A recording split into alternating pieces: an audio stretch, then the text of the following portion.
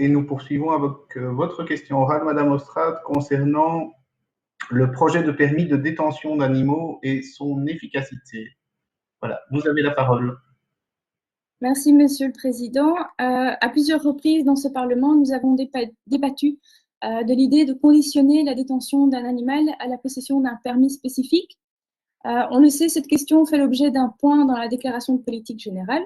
Plus précisément, le gouvernement s'est engagé à examiner l'opportunité d'un tel système. Pour ce faire, le précédent wallon doit bien sûr nous éclairer. À ce titre, vous avez par le passé rappelé, Monsieur le Ministre, les problèmes à résoudre pour qu'un permis de détention puisse entrer en vigueur et produire des effets dans notre région. L'objet de ma question n'est pas de vous interroger sur vos intentions finales à propos de ce permis. J'imagine que les réflexions sont toujours en cours, mais de discuter sur des solutions pour rendre un tel dispositif opportun et réellement efficace en termes de protection des animaux. En Wallonie, l'entrée en vigueur de ce permis de détention, inscrit dans le Code du bien-être animal, a été, je pense, perçue comme une très bonne nouvelle et une belle avancée. Mais dans le même temps, son application sur le terrain ne semble pas si évidente, et ce, pour différentes raisons, notamment juridiques.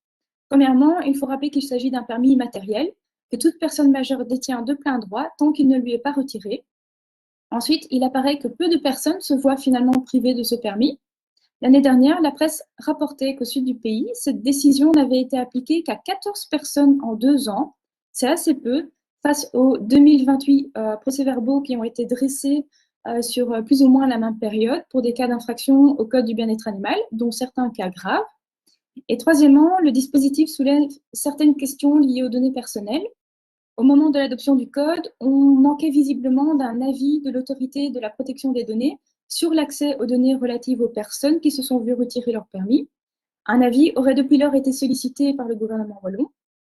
Le gros problème est que pour l'instant, les refuges et sanctuaires qui mettent des animaux à l'adoption n'ont aucun moyen de savoir si les adoptants possèdent toujours un permis de détention.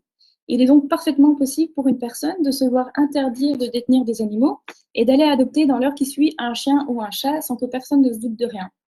Cependant, à la mi-avril, Madame Tellier, ministre du Bien-être animal en Wallonie, a annoncé sa volonté d'intégrer cette question dans le cadre de la révision du décret wallon relatif à la délinquance environnementale.